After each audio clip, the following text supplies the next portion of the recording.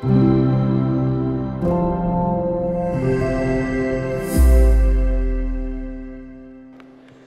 afternoon, I'm Andreas from the Trading Pit. We are in Frankfurt at the World of Traders Expo, and we have the honor to have Mr. Orfanidis with us for a quick interview. Hello Paris, can you give us a brief introduction of yourself and who you are, what you do?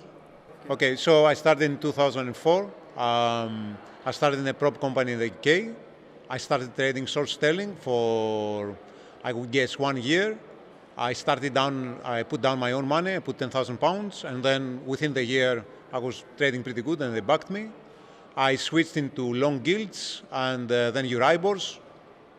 And then my passion always was to trade the bonds. So after a while I was trading bonds. And within a few years I left for Switzerland. I was doing hedge fund trading after that and as a market maker in the bond future. So all in all I have been trading for like 18 years and mostly bonds, but the last I would say 5 years I have been trading CME markets, mainly S&P and Nasdaq futures. Okay, so we can tell that you're pretty experienced. Obviously trading isn't all fun and games, and people at home, I'm pretty sure they want to know, why do most people fail in trading? What would they do and fail? Well, I guess most of the people, they don't have the patience, and I'm guessing it's the fault of the media as well. They're trying to push out that trading is like this, where you make money pretty fast with a click of a button. Trading is not like this. Trading has a massive amount of failures, and you basically have to learn through failures. You have to learn through your mistakes, and people are just don't have the patience or maybe the stamina to recognize what is going wrong with them in their trading, and they just probably quit. Or some people basically they trade frantically, and so they go all in, we say. So they say, let's say they have £20,000 and they might go and bet £10,000 in one trade, and they think they're going to make like 1 million, and this goes downhill very, very fast. They don't understand that there are 1,000 steps involved in trading, and it has to go through that way. That's a process. Trading is a process. Okay, so I'm going to keep patience from all that. We have to be patient. When you're going through a rough patch, okay, and you're on a losing streak, what do you do? How do you get out of that rough patch? That's a nice question. Well, there are 2 or 3 ways what you can do. First of all, it depends what kind of rough patch. If you have a rough patch for a few days, let's say you are having a rough patch for 7 days, you're losing 7 days in a row, I would say that you might have to stop trading for a week or 2 or 3 days to clear your mind, because it's just when you start losing money, you're not yourself anymore. You're just someone else, and then depression kicks in. You start doubting yourself, and if you don't stand back a little bit and let things clear into your head, then you're going to probably lose even more. So if you're having a monthly rough patch, so if you're losing for like 4 or 5 months, you can basically do the same thing for a longer period. You can maybe stop trading 1 month, look over your strategy, look what's going on, look over your mistakes again, and you can either start trading with smaller contracts.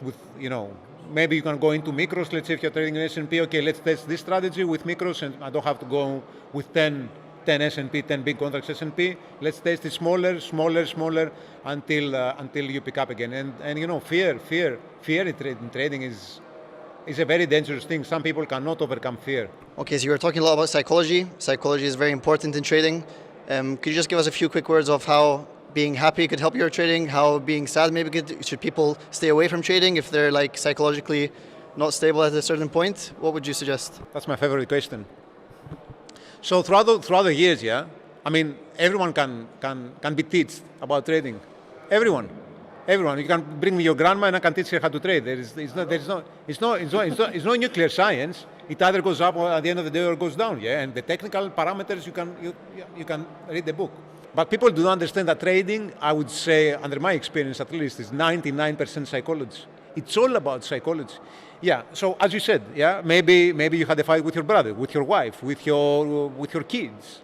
It affects your psychology in a way that it's so written in the subconscious that you don't understand that you are not well psychologically, and you go on and trade, and you're probably going to have a bad day. So I always say, if you don't feel good about something, either it's yourself, either it's your wife, either it's another external factor. Stay away from trading. Stay away from trading that current day. Maybe it goes for a week, maybe it goes for 2 weeks. What do you prefer? Some people, when they are bad psychologically, for example, they are self-destructive. So at the end of the day, you get what you want from the market. You don't really understand. Everybody wants to make money, but that's the tricky thing with psychology. You don't want to make money. You want to punish yourself. You want to punish yourself because you talk bad to your wife, bad to your friend, or something, something really bad happened. Yeah. And if you're not in a good state, I always say you're going to lose money. Maybe not on that current day. Maybe you're going to destroy your P&L the next day. So you have trading requires a clear state of mind. You are battling, you are going against algos. That algos do not feel, do not have emotions. They do not go angry when they lose. They're not happy when they make. Algos, they don't fight with their wives. So if your biggest competitor is the algo, how are you going to beat that? You've got to have emotional intelligence. Yeah. If you cannot overcome your psychological burdens, just stay away. Just stay away. Just I know it's hard, but what's going to make you feel worse? Staying away from trading or losing £10,000? Okay. I'm telling you, £10,000 and it accumulates. And when you lose money, you destroy your psychology even more. So you have a fight with your wife, and then you lose £10,000, and it just gets messy in your head. Okay, I can see that actually is your favorite question. Yeah. Okay, so this brings me to my next question. You said, if I bring you my grandma, you can teach her how to trade. So this brings me to the question, is someone born to trade, or can anyone learn in the process if he has the right tools, of course? Well, that's like with everything, like even in sports, yeah? I mean, look at Messi or look at Ronaldo. I mean, basically Messi, yeah? That guy was born to trade. Yes, there are some people that they have some traits, like they might be very aggressive, or they might be massively disciplined. So the question is, some people they have this natural gift. That does not mean that the people that have the natural gift are going to be actual traders. Yeah, they might go and do something else. But the basic answer to your question is that if you look at the traits that the best traders have and you try to embed it into your system, so I would say that everyone can make it really. As long as they realize that it's a really, really tough job, yeah? I mean, they shouldn't be kidding themselves. Okay, so you talked before about rough patches, and I think being in the industry for 18 years has probably put you through some rough patches. Have you ever yourself thought about quitting, getting out of trading? Maybe this isn't for you, and you could turn to something else. I have a devil and an angel. Always when I ask the question, usually the angel says, "Paris, quit," and the devil says, "Paris, you've done it for so long, you've been through so much." I have thought of quitting. And in the next hour or in the next day, I say, what am I saying to myself? I'm going to go for it till the end. And that's what I say to myself.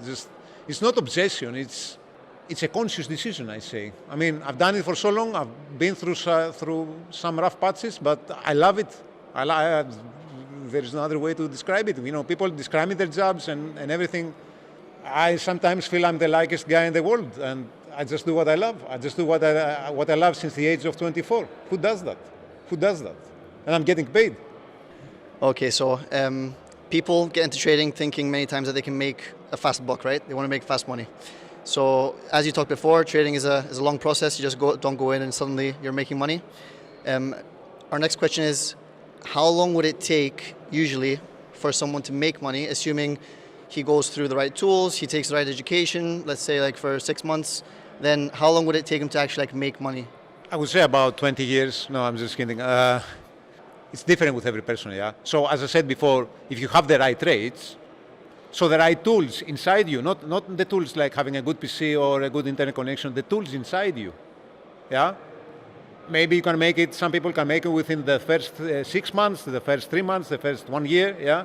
But as I always say, it's a trap, it's a big trap to start trading as a newbie, yeah? And start making money right away. You do not understand that you understand trading better through pain. So if a guy comes in, and he's, let's say, consistent within the first year, then a switch is gonna say, bro, we have it. We're gonna kill it, yeah? And then they don't kill it. So I would say let's say on an average person that has those traits on average, I would say basically, depending on the market as well, yeah? Because some people are, going through many markets until they find the market that, because every person, I would say, has his own markets according to who he is. He's going to find his markets. Some people like spreads, some people like outrights, some people like volatile markets, so they have to go through this journey until they find where they fit in. Let's say they find immediately where they fit in, maybe 1.5 years, 2 years. Okay, so you talked about starting off as a newbie, making some money to begin with, see how you deal with losses, and accordingly you make money along the way. So how would you apply money management, and why is it so important? Like along the way you're making the money, how do you manage it correctly and make sure? It's 50% of trading. Money management is 50% of trading, yeah? So when you're doing good, yeah, you're in a killing spree, we call it, yeah? You always have to apply money management. You always have to apply money management, even when you're doing good and even when you're doing bad. Let's say, for example, a trader goes and makes 5,000 on any given day, yeah? A good money management rule would be like, okay, I'm not going to risk half of it the next day, yeah? So if the guy goes minus 2.5 the next day, he stopped. Now, the tough thing is how do you apply it? Because let me tell you, when for example, I wouldn't say that I'm the most disciplined person. I always say, yeah, so everything is in your mind, yeah? You know that your stop is there, and sometimes I cannot do it myself, so maybe I make 5,000 and then I go the next day and I lose 4,000. I say, Paris, why? Paris, why? Why did you lose 4,000 when you said instead you're going to lose 2.5? And I'm going to get to this point. So some people can do it easily to have money management rules. Basically, the most important money management rule is your stop loss, yeah? Some people exceed the daily stop loss and they go, let's say, another 10,000, 20,000 more. And then it takes another, let's say, an extra 3 or 4 months to recover, and not only mentally, but their wallet as well, yeah? Because they have to go and trade smaller size. Yeah, they can go through this pain process and understand themselves. But trust me when I say have clear money management rules, and when you cannot apply them yourself, like discretionary, put a system. There are 1,000 systems. I personally have a system where I put the parameters for the next day, how much money I'm willing to lose, how much money I'm willing to make, how much money I'm willing to give back when I make. So let's say I make 20,000. I always type the number that I'm willing to give back, and I do not have the code. I cannot reset it. And if my P&L, let's say, goes from 20K to 10K, I'm done. It doesn't matter how much I swear or how much disappointed I am. It's just at this exact moment, when you say, no, I can make it. No, you cannot make it. When you clear your head, you thank God that you applied such a money management rule and you make it. There's no other way to make money. It's 50% of trading. Okay, I think we all got the message about how important psychology is for a trader. So I think we have to wrap it up.